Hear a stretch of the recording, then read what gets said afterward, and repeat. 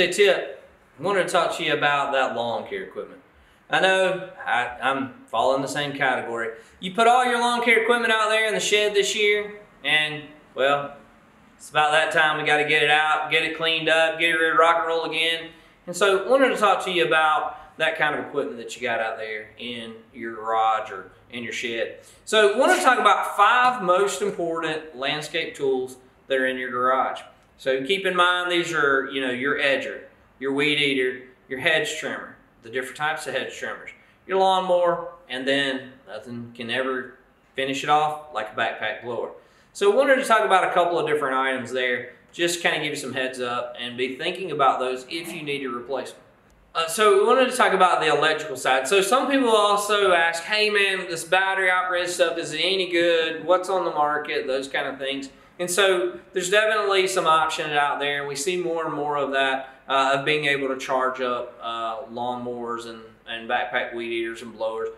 We've come across a couple of brands here local at our local Lowe's that seems to be working fine for those customers who have small yards. So keep that in mind as we talk about it.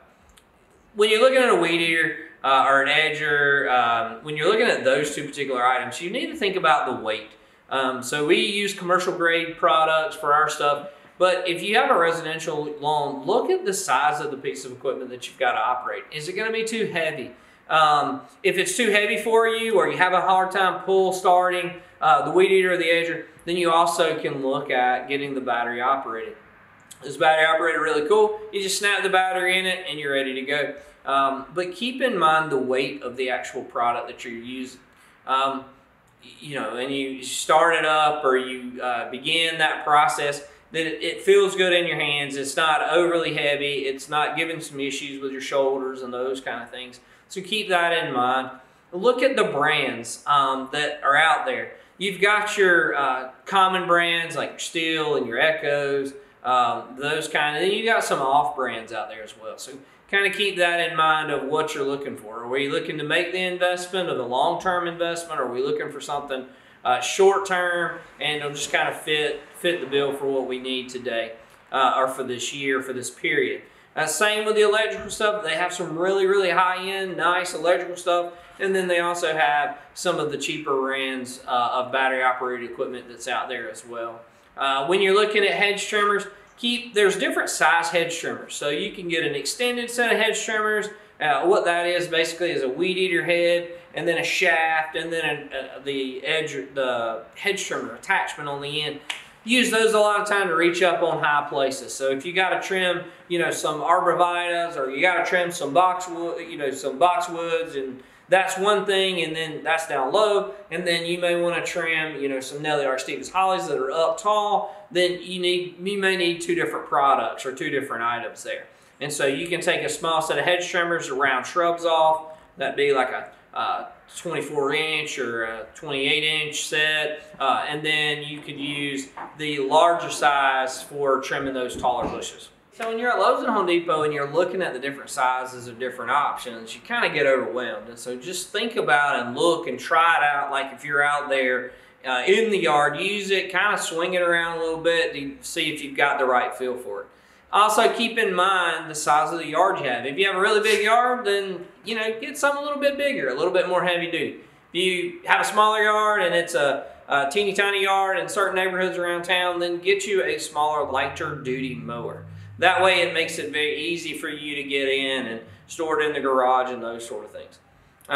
Keep in mind how to spool it. So this sounds really fun, but when the weed eater string comes off and you have to put in a weed eater string, how complicated or difficult is that going to be?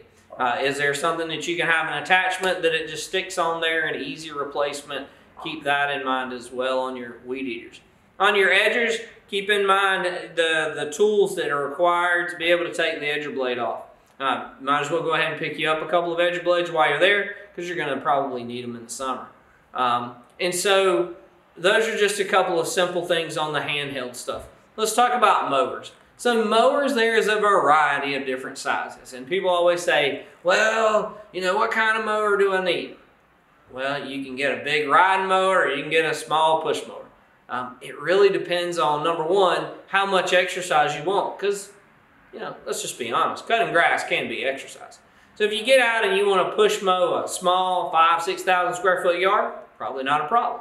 You wouldn't want to get out and push mow a 4 or 5 acre property, so just keep those things in mind.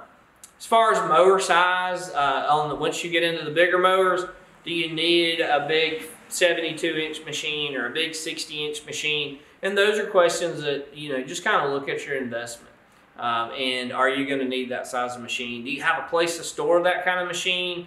Are we going to take up 90% of the garage? Just look at those different items. And then look at the brands. Shop around, because you may find that you look at Lowe's or Home Depot or another outlet or a parts place, and they may have 3 different prices, 3 different amounts. And so just kind of see what is the most beneficial and the most cost effective in regards to that. Keep that in mind as well. The last item that's really, really important, to me, it's the one that puts the final touches on everything, is the blower.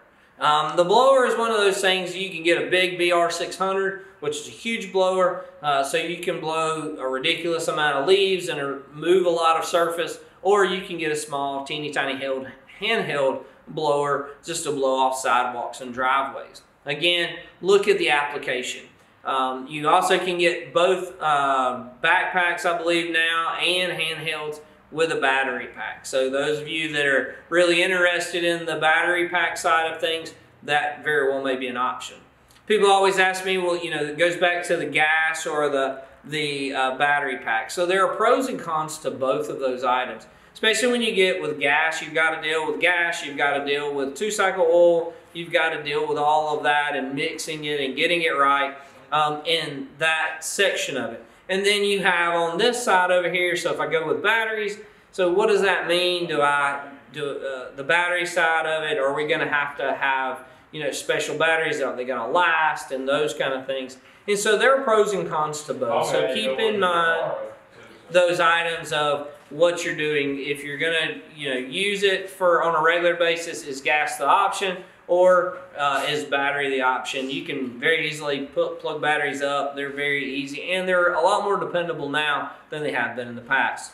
And they're pretty easy to deal with. And in some scenarios, especially if you're older or you have a smaller yard and you have issues with cranking or starting a pool type item, you really may want to look at the battery options just because of the ease and the durability of those batteries at this point in time. It's not like you're going to be going out and cutting 20 acres of grass with it, especially if you have a 1/4 acre lot or 5,000 square feet or something like that. So those are just some simple tips. Again, five most important tools that you need as we go into the landscape season is that weed eater, edger, blower, mower, and then those hedge trimmers. So I'd also, while you're there and you're looking at those tools, go ahead and grab you a set of hand pruners. That way you'll have those, because those are always good and handy as well. So if you need any help with picking out some choices or some information on it, we'll be more than happy to help you.